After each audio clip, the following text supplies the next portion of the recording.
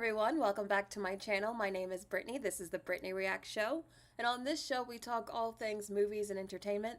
Today we actually have, I wouldn't say a lot of different news stories, but we do have, the few that we do have are really, really good. So we're going to go over the Ironheart trailer, and yes, all the backlash and everything going on around that. We're going to talk about the new Superman trailer that dropped. Spoiler alert, I really liked it, but I see there are some flaws, but we're going to break it down. Like, I'm going to scrub through it, and we're going to go frame by frame. Also, we're going to talk about the HBO Max Rebrand, question mark, because, I mean, what are the execs doing over there at Warner Brothers? Why do they keep changing this streaming service's name like every 5 to 10 minutes? Okay, we got to talk about that. We're going to talk about some of the other things, like the Weekend movie and everything. So, like I said, we actually do have a few good streams. Aisha, oh my gosh, it's midnight in Norway right now, and you're watching? Well, thank you. I'm glad that you're here. Hi, Will. Hi, Cream Cheese. Hi, Gray for Harmony. Hi, Blueberry Muffin. Hi, DuBois. Hi, Eugene. Hi, Naomi. Hi, Valerie. Hi, Gray for Harmony. Hi, Cheetah Viper. Hi, Astronomy. Hi, Natanya. Hi, Monica. Hi, Drawing Heart. Hi, DuBois. Hi, Kasari. Hi, Trevor. Hi, Code Black. Thank you to each and every one of you who is here. I deeply, deeply appreciate it. Spoiler alert, I also have not gotten the chance to see the new Final Destination movie, even though I really wanted to, because on Friday, right before I was gonna go see the movie, my dog got attacked by another dog. So he got bite marks all over his body, and we had to take him to the little doggy emergency room. So I spent the weekend taking care of my dog. So yeah, I didn't get to go to the movies this weekend, but I will eventually go see Final Destination. Um, just life had to life this weekend. But anyway, yes, we still have some good stories to go over, so let's just go straight into it. Let's start with box office news. So yes, Sinners continues to be really doing really well. It just crossed 300 million globally. It's well past its break-even number. The film had a budget of just 90 million, which is really good for modern blockbusters these days. So not only are they making money back, but they're making like a solid chunk. So if this also gets Oscars, and I really hope it does, this will be this is essentially a slam dunk win for Warner Brothers. They got money, they got the awards. This is really huge, I think, for Ryan Coogler. I think this is huge for Michael B. Jordan. Honestly, I think the female talent in this movie really got elevated too. I think this is going to be really good for everyone's careers, or at least I hope so. I really hope so. But yes, really happy for Sinners. That's just an update. I wanted to let you guys know that Sinners is still doing well. But also Thunderbolts, unfortunately. I say unfortunately because I ended up liking the movie, but unfortunately, Thunderbolts is not doing well. It only just crossed 320 million globally, and you're probably like, oh, but it's made more than Sinners. But look at the budget. It's twice as much as the budget for Sinners, and it only made $20 million more, and it's slowing down, whereas, like, the drops for Sinners are still really small, which means that eventually Sinners will likely make more than Thunderbolts. So that's crazy. With half the budget, that's huge for Sinners, but also extremely embarrassing for Thunderbolts. It's embarrassing for Marvel. It's bad for all of these characters. It's also extremely cringe that they tried to, like, rebrand as the new Avengers, and that didn't even work. I mean, you're devaluing your brand when you, like, change a movie to something called the new Avengers. Like, you put the Avengers in the title, and then it still flops? I mean, what does that say to the power of the Avengers label? Now that makes me question, like, I mean, I think there are a lot of characters that people will be interested in seeing in Doomsday, but I'm worried. I don't know. I'm nervous about Doomsday. I mean, Marvel's in such a losing streak at the moment that they had Captain America do poorly, they had Thunderbolts do poorly, and it's looking like Fantastic Four will likely do poorly. So that's 3 flops in a row leading into an Avengers movie. And apparently, from a lot of the rumors, the new characters, the Thunderbolts and the Fantastic Four, are supposed to play a big role in in Doomsday. So if people didn't see these movies because they don't care about these characters and therefore they don't know about their origin stories and anything about them, are they going to be as hyped or as invested in Doomsday? I mean, I would not be surprised if this causes Marvel to feel like they have to like start rewriting things as they're filming Doomsday to like include these characters less, or I don't know, make the focus on like more popular characters, just because this is really bad. I mean, I don't see how like you can have the leads of your new Avengers film outside of the, Robert Downey Jr. coming back being a bunch of like C-list superheroes that apparently people don't care about. So, I don't know. I think this is bad. This is a bad look for Marvel. I think it's a bad look for the actors. I think it's probably a bad look for Florence Pugh, even though she got a lot of good reviews. I think that she hasn't really proven that she can like lead a box office to success yet, and this is just another feather in the cap that she's not a pull quite yet, as I've been predicting. Sorry if my voice sounds weird. I woke up with like the pollen in New York right now is crazy. Like I've got so many sinus issues. I took like 4 allergy medicines before this, so I'm sorry, but I'm doing my best. Um, but like I think this is like proof that like I think she's more pushed by the industry than like organically accepted by the people. And that's something that I've been calling for her and a few other people for a while. But like, I don't know. I've always felt like Florence Pugh is more propped up by the media. Even though she is good, I just never felt like that push was organic from the people. And I think her box office track record proves that. Um, so yeah, this is just bad. Are you guys surprised by how badly Thunderbolts is doing, or do you think it's deserved? What are your thoughts here? Eugene says Cap 4 will end up making more money. I know, isn't that so embarrassing that Captain America 4, even though that's still considered a huge flop, that could end up making more money than this. In fact, it most likely will. That's just embarrassing. Really embarrassing. Um, Code Black says Marvel had no one to blame but themselves. Yeah, I honestly think a lot of Marvel's problems are self-inflicted.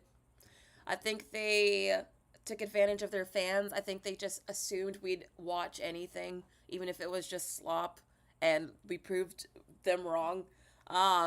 I think that they let their ego, particularly I think Kevin Feige and like Parliament and all of them, I think they let their egos get to them and think that they were untouchable when clearly they weren't. I think they just made consistently too many bad projects in a row that people just lost interest. I think they're focusing on like weaker characters that like casual audiences don't know. Again, I use my fans as like a good barometer because they don't really go to the movies. When they go to the movies, it's because I make them. So like they're very much like the casual layperson, except for one of them who used to like really like Marvel. So I can't even get them to care anymore, especially the one that used to care about Marvel. I at least could get her to see Captain America, but I couldn't get her to see Thunderbolts, and I don't think she has any interest in seeing Fantastic Four. It's that bad. So if my friends are an example of like the casual person out there who is just kind of over Marvel, I think they have a lot of work to do to win people back. Um, Arvin says Disney needs Lilo and Stitch to be a hit. Yeah, I'm really curious to see how well Lilo and Stitch does. I think it could be a hit, but who knows? Who knows? Um, Ashley says Thunderbolts was disappointing. I went in with too high expectations. I do think that it's benefiting from the fact that it's good when a lot of other Marvel movies recently have been dog crap. So just good seems like amazing when it's really just good. And that's honestly what I would put it. Like I rated it a 7 out of 10, which I would say is just like a solid film. But yeah, it's not amazing if you're not like super into comic book movies or like these characters. I don't know if it's really going to win you over, but like if you still care about Marvel at all, I think there's something there for you. Um yeah, let's move on because yeah, we've already talked about this film enough. So let's talk about Final Destination. So Final Destination earned 102 million on its global box office opening weekend. The budget was only 50 million, which is actually kind of high for a horror film, but like low for a blockbuster, so that's really good. And also it got a B plus cinema score, so audiences also really like it. It's the biggest opening of the franchise, and this is really, really good. I'm not surprised. I felt the hype for this movie. I felt like I really wanted to see it. I planned to see it. I had the tickets. And then life happened and I had to take care of my dog. But I will see it eventually. I'm really happy that it's doing well. I'm glad that there's still interest in this franchise. Um, I'm just generally happy for it. I haven't seen the movie, but I've heard good things. Again, the cinema score is amazing for a horror film, so that all leading to like good things that I'm encouraged by. I'm excited to see it. Did anyone like actually see Final Destination? Are you surprised it did this well? I'm not really that surprised because I kind of feel like this franchise is like in the same realm of like the Scream series where it's like kind of become like a cult classic, and I do feel like it just has that audience that will always show up.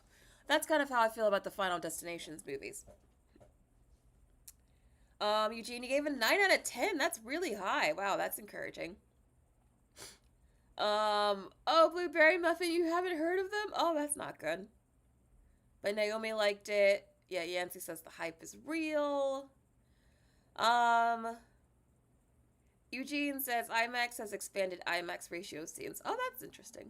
But anyway, so that's really good for Final Destination. Really good for horror. Horror just like continues to be a very consistent thing that just like always does well. Well, not always, but usually like there's a lot of genres that are like mostly missed than hit, but I feel like horror is pretty consistent where you can get a hit still. That's still like a genre that's like fairly safe. So that's really good for the industry. So I'm happy this movie did well. Um, Now let's talk about The Weeknd. Oh my god, this is like my favorite thing because The Weeknd. Do you guys remember the Idol that came out? What was it, like a year or two ago? I don't even remember, but it was an HBO show that got panned because The Weeknd can't act. The writing was cringe.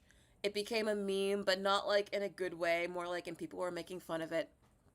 Um, just really kind of embarrassing. And I guess The Weeknd thought, well, I'm not done embarrassing myself because he said I'm gonna go make this movie. He produced it. It's called Hurry Up Tomorrow. He tried to get this movie made. He's really trying to get an acting career for himself, and it only opened to $3.3 million. And here's the thing, Jenna Ortega also starred in this movie. But did you know that? Wednesday season 2 is about to come out, so like you would think you would hear about Jenna Ortega in this movie a lot more. But I kind of almost feel like that was buried. Like, I don't know. I don't understand like the choices that Jenna Ortega is making in her career. She had such tremendous capital coming off of Wednesday season 1 that she could have done anything. And I kind of feel like she spent that capital on a bunch of like not great stuff. Like I don't think she's had like a single hit outside of Wednesday. Well, I guess Beetlejuice. You can count Beetlejuice.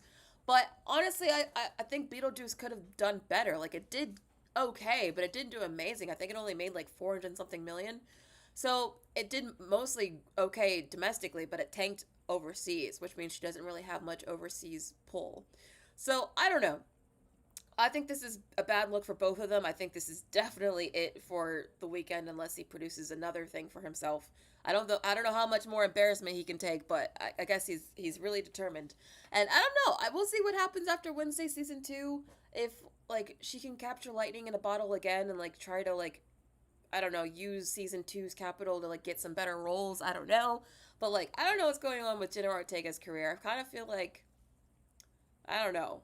I feel like she's not I think she's just taking roles that interest her, and she isn't thinking of like business wise about like how to build her career, which I'm surprised by. I'm surprised that she would go that direction. But what do you guys think? What do you guys think about this? Did you guys even see this movie? Did you even know about it? Um, Yancy says you almost watched this. You glad you didn't waste your time? Yeah, I've heard the reviews are not great. Cheetah Viper, haven't heard of this movie. Yeah, I thought the marketing for it wasn't that great either. Um, Valerie says makes sense he produced it since it was probably the only way he got cast. Yeah, I think that's the only way he's ever gonna get cast at this point, unless he like convinces people that he's actually like good. Because otherwise, yeah, I think it's gonna be a problem for him getting roles from now on. But let's move on. So let's talk about Oh yeah, I got a 17%, so the reviews are pretty bad. But I want to talk about Ballerina. So the early tracking is set to like open between 35 to 40 million, which is actually pretty good. It's the second highest in the opening of the franchise, and the budget's pretty decent. It's only 80 to 90 million. So this tells me that there's some interest in Ana de Armas. I've always liked her since I saw her in Knives Out, so I'm rooting for her. So this is really, really good for her. It's also showing the strength of the brand, the John Wick brand. I think that's the fact that if they can make this a hit, they're about to make that an entire cinematic universe. Get ready for multiple spin-offs, multiple movies. This is like the test. If this does well, you're getting John Wick everything. So I don't know how I feel about that, but at the same time, I'm rooting for the movie, so I'm kind of torn. Are you guys looking forward to Ballerina? Do you care about this movie at all? Okay, never heard of it. A lot of you guys have not heard of this stuff. It's really a problem. Um, so I found this meme really funny that Hollywood Handle posted because we have two really good, well, supposedly really good movies coming up soon. We got a double feature of Mission Impossible Dead Reckoning and also, or the Final Reckoning, and also the Lilo and Stitch movie, which the Lilo and Stitch movie only has a budget of 100 million, which I was surprised by. That's actually really, really good. So if Disney can make this a huge hit, then I don't see why they need to make more than like $100 million blockbusters from now on. They can prove if this makes close to $1 billion, they can prove that they can make a lot of money without spending like $300 million per film, which they really need to stop doing. So I'm glad that the budget's low. I'm glad that there's hype for this movie. I don't know if there's really hype for the Mission Impossible movie, but I'm cheering for both. I'm gonna see both, so we'll see. But I think there's at least some interesting movies coming out next weekend, so I'm happy about that. So let's move on to entertainment news. Let's go through the Superman trailer. So, have you guys seen this trailer? I actually think there's like a legitimate amount of hype in this movie from like the general public. I don't think that it's just like comic book fans that are interested in this. Like, again, my friends are interested in this. So like I feel like there's some genuine like interest just from like the people. Um, so I'm excited about that. I'm excited. I think that obviously they need this to be a hit for anything that James Gunn has planned to even like happen. So this is like, as we've discussed, a pretty do or die kind of movie where it kind of has to be a hit. And I really like the trailer. Well, for the most part, the thing that I do like about it, I like the opening. I like that they open it with this like interview here. I think that Rachel Brosnahan, as I said when she was casted or originally cast, that I thought she would be amazing, and it turns out that she is. Like I've always been a fan of her, so I knew she would be a good Lois Lane, and it turns out she's going to be the best thing in this film. It looks like. So I'm not surprised, but I'm really happy for her. Also, I'm really like David Cornsweet. I think he seems cool. I like his vibe. I like his look. The thing I don't like is still the cinematography. Like, look at this image. Look at how close to the Flash this looks. Doesn't this remind you of the Flash? I mean, they literally did use the same cinematographer as the Flash, which is not a good thing in my opinion because I thought that movie looked like dog crap. So I don't like the way that it looks. I don't like the color grading. I think it looks very washed out. I don't like it. It doesn't look cinematic. It looks TV at times. That's one thing that I don't like about the trailer, and just generally, I don't like how the movie looks visually. But I've said that since the teaser, and it really hasn't. They haven't won me over on the visuals yet. Honestly, I think it's just something that I'm gonna have to get over. Also, I don't. I'm surprised because I love Nicholas Hoult. Usually, I love him in like everything I see him in. But this was the first time where I kind of wasn't impressed with his performance in this trailer. I didn't feel like any sort of menacing gravitas from him. He doesn't seem like a villain that I should be fearing. He just seemed kind of like, meh, like, like, I don't know how to say it. It just seemed like, I'm not scared of you. Like, he kind of, I hate to say this, but he was giving Jesse Eisenberg at times, and I don't want to wish that on Nicholas Hoult because even Jesse Eisenberg admitted that movie kind of hurt his career, but I don't want that to happen to Nicholas Hoult. But I just don't know if he's going to sorry, I don't know if he's going to deliver the kind of performance that is needed for the role. So that's another thing that I'm a little nervous about. But otherwise, I think it looks good. I like the emotion. I think that if the emotion of the trailer is actually the emotion and tone of the movie, I like that. I like that it's like it's got that sense of awe about it. I really like that. So yeah, I mean, I like the trailer overall. But I do have a couple of quibbles. But I overall, I actually think that I am hopeful for the movie. But what do you guys think? Did you like the trailer? Are you still looking forward to this movie? What are your thoughts here? Arvin says it's a good starter. That Super says it looks too washed out. Yeah, I really hate the color palette. I don't know why they made everything look like it was faded and washed out. I don't like it either. That's yeah. You think you're interested, but the trailer wasn't decent. Um, Denisha says the Superman movie looks good, and I see a lot of people complaining about the visuals. I think they're used to dark, gloomy superhero movies. No, I don't want dark, gloomy superhero movies. For the longest time, when the trend was to make every superhero movie, at least in the DC side, gritty, I hated it. I actually don't like that aesthetic. That is not my issue. My issue is that I think it looks washed out and like not cinematic enough. That's why I don't like the visuals. Okay, Naomi, you're excited. That's good. Eugene, $300 million budget. Is that true? Is that true? Oh, that's bad. If that's true, that's really bad. I hope this is successful. They need this to be successful. If it's not, then this kind of derails all their plans with DC. So I don't even know what they're gonna do because they already like announced a bunch of plans as if this movie was going to be a hit and they knew that, but they don't. So I don't know what they're gonna do. So yeah, we'll see what happens. We'll see what happens. But I don't know. This trailer actually had me like, okay, I like this. This is good. Now let's talk about the Ironheart trailer. So the Ironheart trailer, I thought, for the most part, I have a lot of the same like comments from the Superman trailer where I think the story actually looks decent. It starts off with Riri going into like this sort of escape room type thing, similar to what we just saw in Thunderbolts. I think she looks very likable. I think I like that. I think her personality wise, she seems like someone that you could actually like, which I'm happy about compared to like say what happened with Monica, who I told you I felt like was a wet blanket constantly in the Marvels, and I didn't like how they characterized her as a black woman. I like how they're characterizing her much better here. She just seems to be much more lively and have more spirit than like Monica did, or even yeah, mainly just Monica was my issue. But I like Riri a lot more so far. She kind of reminds me of Shuri, who you guys know is like one of my favorite Marvel characters. So if she's more Shuri, less Monica, I'll be happy about that. But I will say, oh my god, this wig is the worst thing in the whole trailer. This F-ass wig. What did they do to him? He's not even a bad looking guy, but oh my god, it's like someone in the hair department had it out for this dude. Like, what did they do to that wig? Oh man, that wig looks so bad. That wig just looks so freaking bad. I actually feel bad for him. Anyway, I think it looks very TV. I think it looks like something that belongs on Disney Plus. It doesn't look like, again, like Superman. It doesn't look it doesn't look very cinematic to me. But it is meant for Disney Plus, not the theater, to be fair.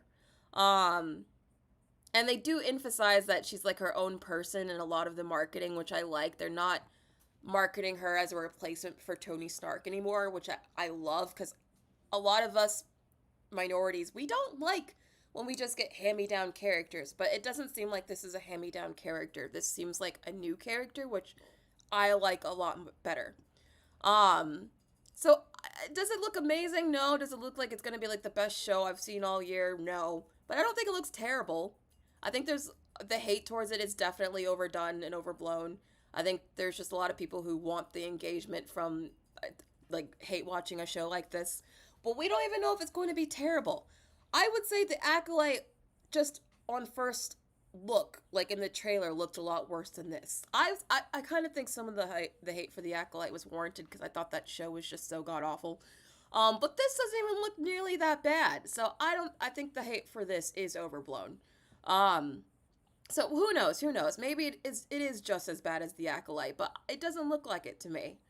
Um, so I don't know. Are you guys interested in Riri Williams? She is like a D-list character. As I've told you guys repeatedly, I think they should stop making shows for D-list characters because I think it devalues the brand overall and it makes the character seem less exciting just because they're on Disney Plus.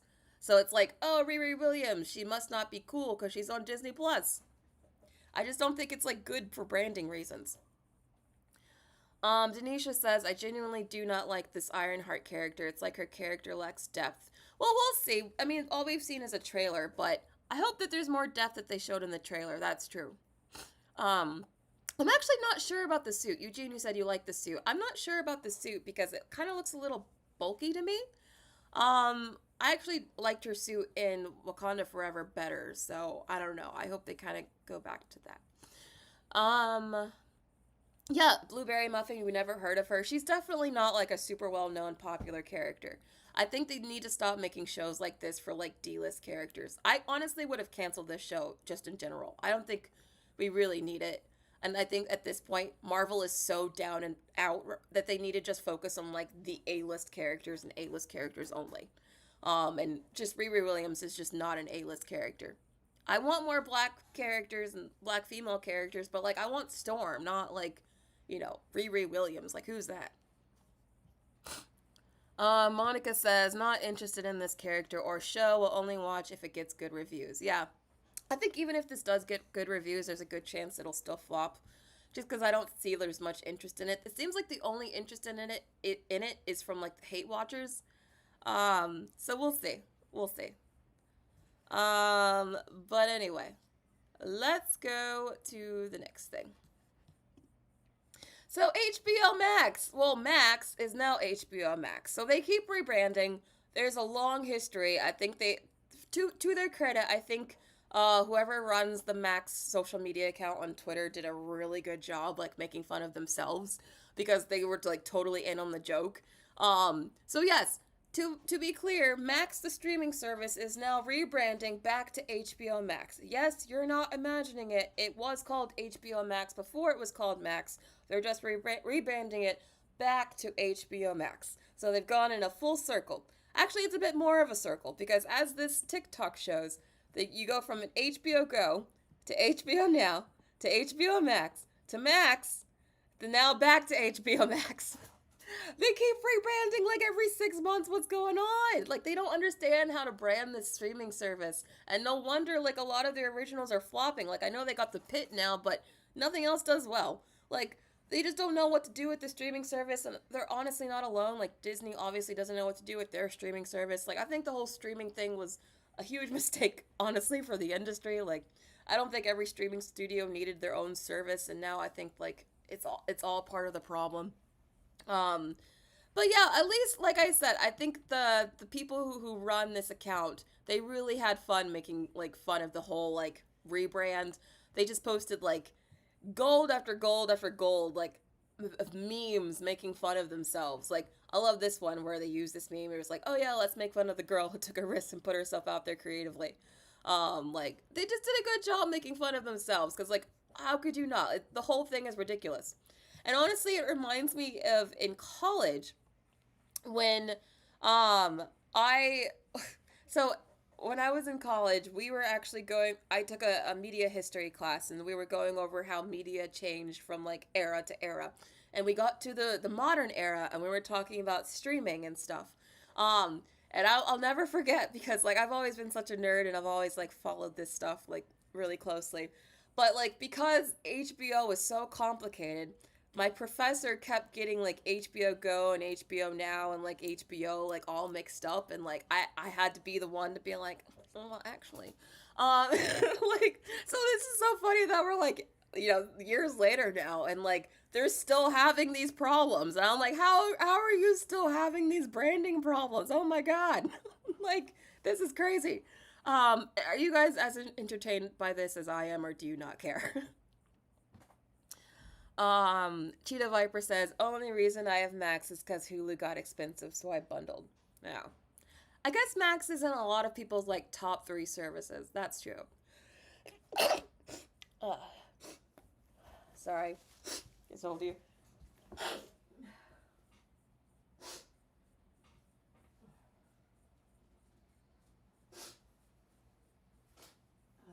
Sorry about that. As I've said, I've like my allergies are crazy. The fact that that's my first sneeze when I've been sneezing all day is amazing. Anyway,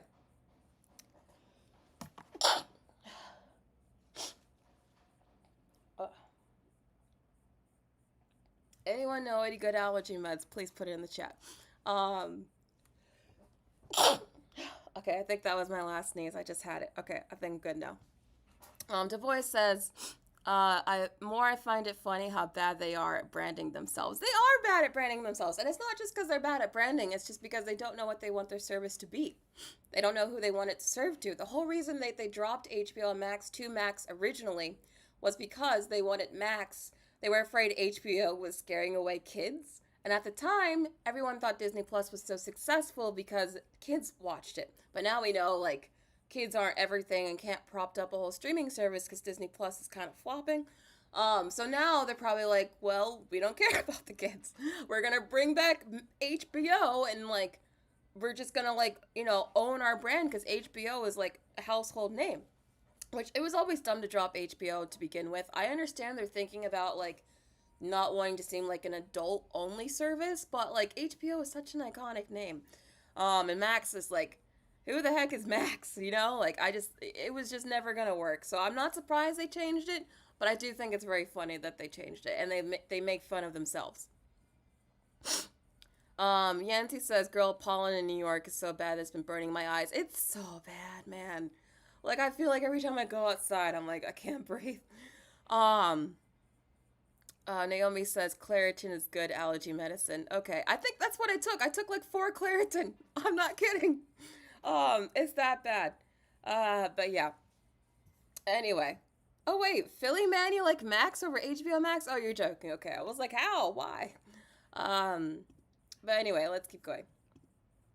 So, Christopher Nolan will be filming The Odyssey entirely in IMAX cameras. That's cool. That's really cool. I love that he always wants to push the tech of the medium forward. I love that both he and James Cameron really love to do that. And it sounds like Ryan Coogler's getting into that now too, which is cool. And the reason why I love that is because I feel like cinema is just as much about the creative and what's going on in front of the camera as it is about the tech that makes what's in front of the camera. So I'm glad that the few auteurs that we still have in this industry care about that kind of thing and are still like developing new tech and like pushing the tech forward. I think that's good for the industry. So I'm happy that Christopher's doing this. I think The Odyssey is going to be a gigantic spectacle, epic event, and I cannot wait. Honestly, this is one of my most anticipated movies. As I said, I was a huge fan of Christopher Nolan's movies up until Dunkirk. And then he kind of did a couple movies that I didn't care about so much because of the subject matter and everything, including Dunkirk, which I wound up not liking. So I was just kind of like, yeah, I respect him at his craft, but like his movies maybe aren't for me anymore. But this is the first thing he's done in like years. Like honestly, since Interstellar, that has interested me like on a subject matter level. So I'm really happy about this. I'm excited for this. Does this being shot entirely in IMAX convince you at all to like go see it? Final Boy, thank you so much for the super chat. Really appreciate it. Seeing Final Destination for the 3rd time tonight. Wow, so it's that good? You guys are making me very excited for this. Oh, wow. Okay, well, I'm happy for you. I'm glad that you enjoyed it. I'm looking forward to it myself. That's great. Thank you for the super chat. Oh, you saw it in 40X too? I love 40X. It's like you're getting a ride with your movie. In fact, the first 40X movie I saw was Black Widow, the movie Black Widow. And I think that contributed to why I maybe like that movie more than most people, because, like, my first experience with it was, like, being moved around in my chair. Like, the whole part where, like, the Skylab place is, like, falling. My chair was just, like, doing tornadoes the whole time. It was fun. I had fun. I don't know. I wasn't maybe thinking too deeply about, like, how dumb things work, because I was just like, ooh, wee, fun. But yeah, that was my random story about when I watched Black Widow in 40X. But yeah, I see a lot of excitement for the film. I think this movie will do very well. I think this could be one of Nolan's highest performing movies. In fact, I think this will be his highest performing movie. If this doesn't hit $1 billion, I'll be shocked. I think this has billion written all over it. So yeah, I think this will do very, very well. And lastly, actually, I just wanted to let you guys know that we have Zootopia 2 coming out or the trailer for Zootopia 2 coming out tomorrow. So I will be covering that next week. Or I might do a trailer reaction. I haven't decided. In fact, I might do a trailer reaction. We'll see. It depends on the time. Um, but yes, I'm really looking forward to Zootopia 2. I think it's another one of Disney's movies that surely will be a hit this year. So I think this is good. I'm excited for this one as well.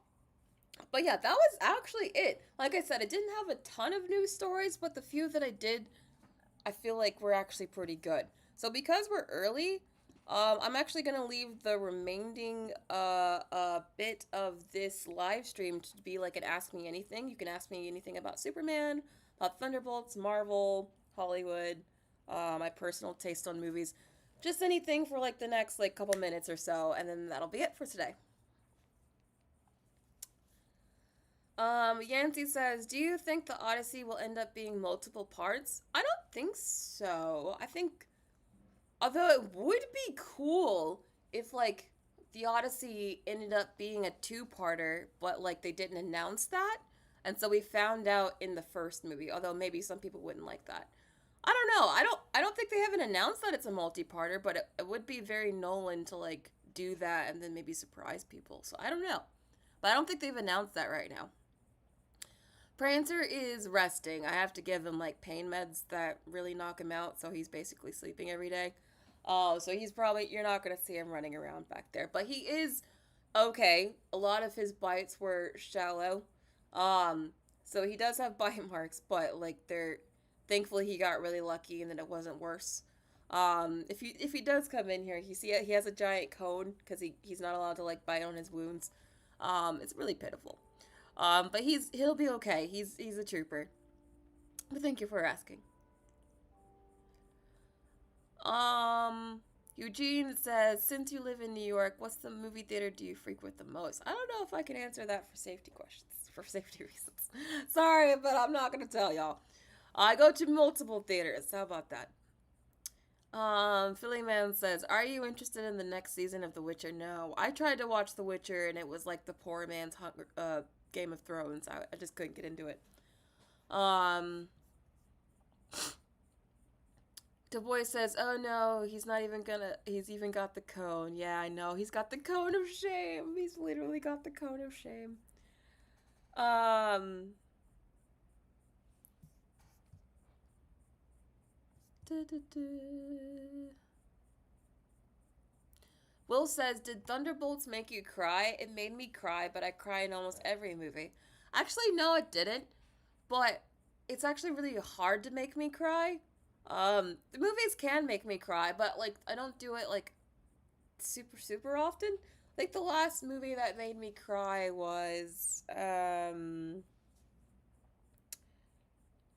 Godzilla minus one. I think at the ending, if you've seen that movie with the reunion.